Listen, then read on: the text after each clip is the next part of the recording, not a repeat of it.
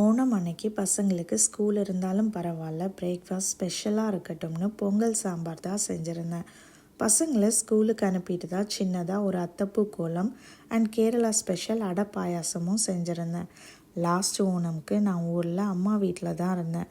கல்யாணத்துக்கு அப்புறம் ஃபஸ்ட்டு ஓணம் ஊரில் இருந்தது லாஸ்ட் இயர் தான். அப்போது கோவிலுக்கு போனோம். வீட்டில் அத்தப்பூ கோலம்லாம் போட்டு விதவிதமாக சமைச்சிருந்தாங்க. மார்த்தாண்டம் திருவனந்தபுரம் களியக்காவில் பார்டரில் இருக்கிறதால எவ்ரி இயர் சிம்பிளாக ஓணம் செலிப்ரேட் பண்ணுவோம். லோக்கல் ஹாலிடேயும் கிடைக்கும். இந்த இயர் பக்கத்தில் ஃப்ரெண்டு வீட்டில் ஓணம் சத்யாவுக்கு இன்வைட் பண்ணியிருந்தாங்க. ஸோ நான் அடை பாயாசம் மட்டும்தான் வீட்டில் செஞ்சுருந்தேன். மதியமாக நாங்கள் 2 பேரும் கிளம்பி ஃப்ரெண்டு வீட்டுக்கு போயிட்டோம். அங்கே இருந்து தான் பசங்களை ஸ்கூல்லேருந்து கூட்டிகிட்டு வந்து வீட்டுக்கு போய் அவங்களுக்கு ட்ரெஸ் சேஞ்ச் பண்ணி திரும்ப ஃப்ரெண்டு வீட்டுக்கே போயிட்டோம். ஃபுட்டெல்லாம் அவங்க ஸ்டைலில் குக் பண்ணியிருந்தாங்க. ரொம்ப நல்லா இருந்தது. இன்னும் 2 ஃபேமிலி வந்திருந்தாங்க.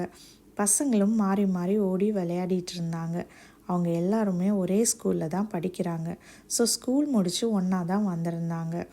1 மந்த் முன்னாடியே சொல்லிட்டாங்க, வேலைக்கெல்லாம் லீவ் போட்டு வச்சுக்கோங்கன்னு. ஸோ எல்லாருமே அவைலபிளாக இருந்தோம்.